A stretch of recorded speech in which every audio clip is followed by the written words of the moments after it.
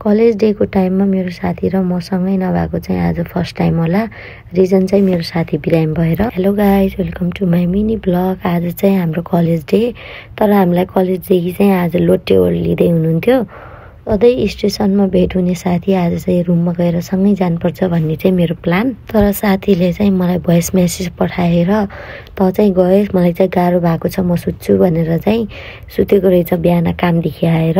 पनि ठाउँमा छिमा होली टाइममा पुगेको त रेकर्ड नै छैन। लेट हुनुको रिजन केटी मान्छेको सधैँ त्यही कपडा न हो।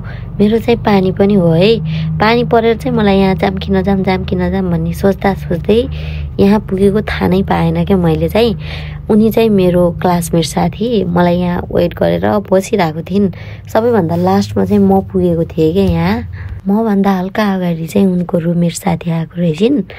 अनि किन ढिला आएको भनेर चाहिँ उनले हल्का ठुलो स्वरले बोलेको रहेछन्। यिनी चाहिँ निराश भएर बसिरहेको थिइन्। हामीले चाहिँ फकाउँदा उनी चाहिँ रोएको क्या।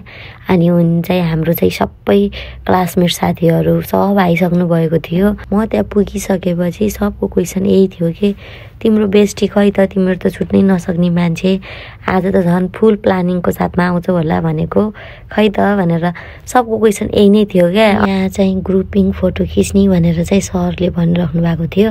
हामी चाहिँ हाइटले साथै नदिएको मान्छे कहाँ आउनु फोटोमा, सब अग्लो अग्लो मान्छेहरू अगाडि थिए। अनि यहाँ चाहिँ लाइन लागेर टिकट लिने भन्दै हाम्रो सङ सिङ्गिम चाहिँ यहाँ कराइराख्नु भएको थियो। अनि हामीले फाइनली टिकट पनि पायौँ। एउटा चाहिँ भित्र घुम्ने अनि अर्को चाहिँ खाना खाने टिकट रहेछ। सबले टिकट देखाएर चाहिँ हामी भित्र इन्ट्री हुँदै थियौँ। उहाँ चाहिँ हामीलाई पढाउने टिचरहरू हुनुहुन्छ। आज चाहिँ निन्द्रा लागेको छैन है भनेर भन्दै हुनुहुन्थ्यो। पढ्दा चाहिँ निन्द्रा लाग्छ भनेर भन्दै हुनुहुन्थ्यो। भित्र गइसकेपछि चाहिँ यो सब देख्दा चाहिँ एकछिनसम्म त हामीहरू सब हेरे भएको, अब कहिले नि नदेखेको भन्नाले पनि अब फर्स्ट टाइम नै होला कोरिया आएदेखि यति राम्रो ठाउँमा घुम्न गएको। हाम्रो कलेजदेखि चाहिँ जे होस् राम्रो नै ठाउँमा ल्याउनु भयो भनेर चाहिँ हामीले गफ गरिरहेको थियौँ। हामी चाहिँ घुम्यौँ त्यहाँ। अब सबै साथीहरूसँग भेट नभए पनि यति ठुलो थियो नि त्यहाँभित्र, अब के भन्ने, मान्छे र हराउनु जस्तो थियो। यो गेमहरू हेर्दा चाहिँ खेल्न मन थियो, तर हामीलाई चाहिँ भोक लागेर हामी खाना खाने ठाउँ खोज्दा हामीले फाइनली चाहिँ यहाँ खाना खाने ठाउँ पनि भेटायौँ। टिकटमा चाहिँ 3वटा खाना मात्रै खान मिल्ने लेखेको थियो। हामी चाहिँ 4जनाले सबै मिलेर मगायौँ। चिसो चाहिँ जति खाए पनि मिल्दो रहेछ काउन्टरबाट गिलास लिएर। फाइनली खाना पनि आयो। अनि चम्मचहरू चाहिँ आफै लिएर जाने सिस्टम हुन्छ यहाँ। फुडहरू काममा चाहिँ खाइन्छ, तर बाहिर यसरी खाएको चाहिँ हामीले फर्स्ट टाइम नै होला। टेस्ट चाहिँ त्यति नमिठो पनि थिएन, राम्रो नै थियो।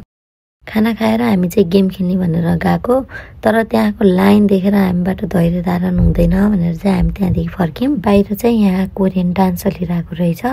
एकछिन डान्स हेरेर चाहिँ हामीले इन्जोय लियौँ। एक ठाउँमा उभिएर त्यो कुरालाई पुरा हेर्ने त हाम्रो बानी नै छैन। त्यहाँ घुम्ने बेला चाहिँ हामीले अरूले कलेज ड्रेस, स्कुल ड्रेस लगाएर घुमेको देखेको थियौँ। हामी पनि भित्र आइसकेपछि त्यति गरम न त भनेर चाहिँ हामीलाई ड्रेस लगाउन मन लाग्यो। अनि हामी चाहिँ खोज्नतिर लाग्यौँ। त्यही बिचमा चाहिँ हामीले यति क्युट डान्स हेर्न पनि पायौँ। सानो सानो क्युट बच्चाहरू चाहिँ यस्तो फ्राक लगाएर डान्स गरिरहेको थियो कि हामी चाहिँ हेरेर बस्यौँ एकछिन। त्यसपछि चाहिँ हामी ड्रेस चेन्ज गर्ने ठाउँमा गयौँ। त्यहाँ पुग्दा चाहिँ मेरो फोनमा 5% चार्ज भइसकेको थियो। फोटोहरू खिच्दा भिडियोहरू बनाउँदा चाहिँ त्यही चार्ज नै सकिएर मेरो फोन चाहिँ अफ भयो। त्यसपछिको भिडियो चाहिँ मैले क्लिक गर्न पाएन, sorry. Thank you for watching the full video guys. रमाइलो भयो। घर फर्किँदा चार्ज सकेर यस्तो छ अवस्था। अब यो कहाँ खोज्ने हो? बस्ने ठाउँ खोजिरहेको छु मैले।